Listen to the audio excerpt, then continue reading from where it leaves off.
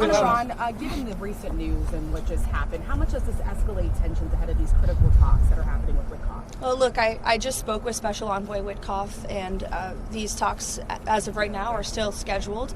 President Trump is always wanting to pursue diplomacy first, but obviously it takes two to tango. You need a willing partner to achieve diplomacy, and that's something that Special Envoy Witkoff is intent on exploring and discussing.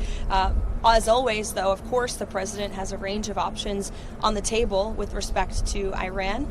As commander-in-chief, I think they learned that quite well last year with the strike in Operation Midnight Hammer, which was wildly successful and obliterated their nuclear capabilities. But those talks will continue later this week as far as we're concerned right now. President Trump was talking yesterday about how President Putin had agreed to a week-long halt on attacks on Ukraine because of the cold weather. But today we've seen that Russia has launched some of the heaviest attacks this month. What's your reaction to that? Yeah, I spoke with the president about it this morning, and his reaction was unfortunately unsurprised.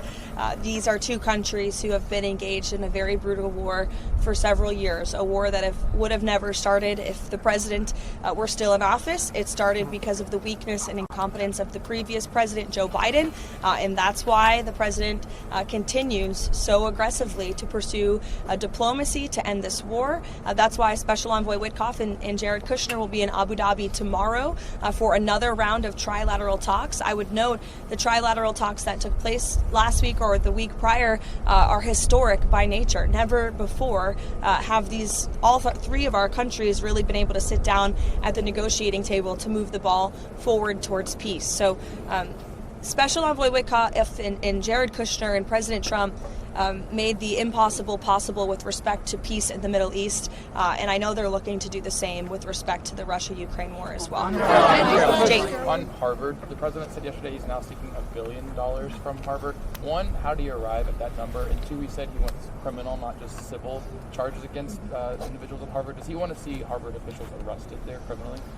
Look, I will let the president and also the Justice Department and those who will be pursuing that against Harvard speak on the specifics of that matter. But I know that the president wants to see a deal struck with Harvard that is appropriate and that ensures they are held responsible for the criminal behavior, the illegal behavior, the harassment and the targeting of Jewish American students on their campus that took place over the course of the last several years. This is something the administration has been working on over the course of the last year, and the president himself has been directly involved, as evidenced by that Truth Social statement as well.